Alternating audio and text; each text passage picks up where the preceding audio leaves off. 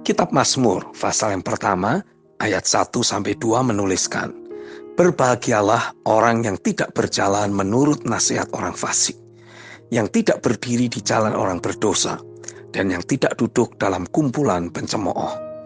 Tetapi yang kesukaannya ialah Taurat Tuhan, dan yang merenungkan Taurat itu siang dan malam."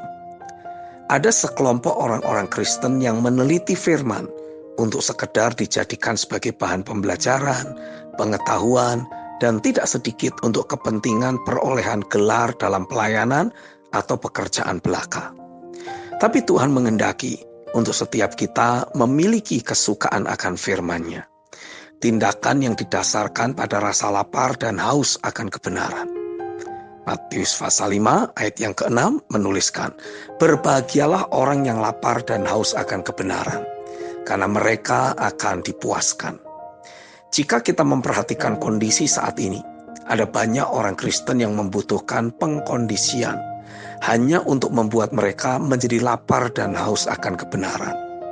Berbagai macam cara telah gereja lakukan, dari mengundang pendeta tamu ternama, membuat KKR atau seminar, dan menggunakan berbagai media untuk membuat konten-konten yang menarik minat orang Kristen untuk kembali tertuju kepada firman.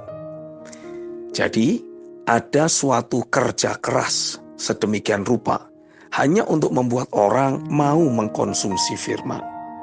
Secara singkat, dapat kita katakan bahwa ada banyak orang Kristen yang sedang sakit secara rohani.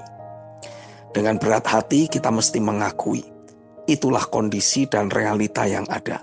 Tapi Tuhan tidak tinggal diam.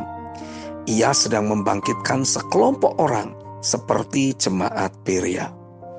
Dalam Kisah Rasul 17 ayat 10-12 dituliskan, "Tetapi pada malam itu juga, segera saudara-saudara di situ menyuruh Paulus dan Silas berangkat ke Berea. Setibanya di situ, pergilah mereka ke rumah ibadat orang Yahudi.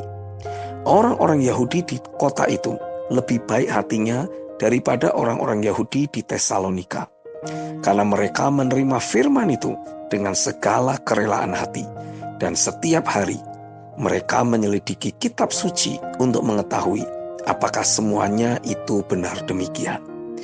Banyak di antara mereka yang menjadi percaya, juga tidak sedikit di antara perempuan terkemuka dan laki-laki Yunani. Mereka hanya sekali saja mendengar Injil Kerajaan yang Paulus sampaikan.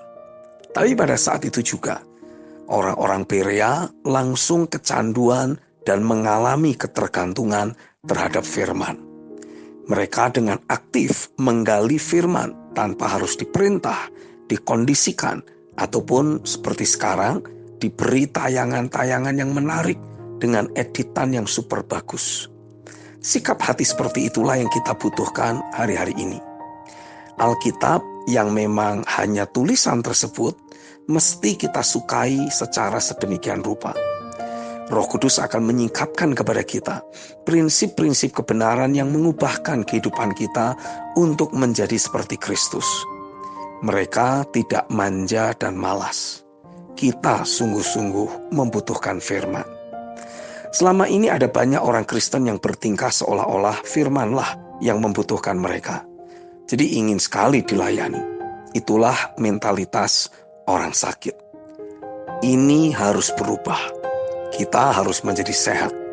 Dan bagaimana untuk menyehatkannya? Tidak ada cara lain. Kita harus paksa diri kita untuk mengkonsumsi makanan sehat. Baik itu firman susu maupun makanan keras, yang penting pengajaran sehat yang akurat. Dan teruslah bertekun atau mendisiplin diri, merendam diri dengan pekerjaan firman dan roh yang ada. Contohlah jemaat Berea. Saya semakin merasa akan ada perubahan besar terhadap mentalitas orang-orang percaya.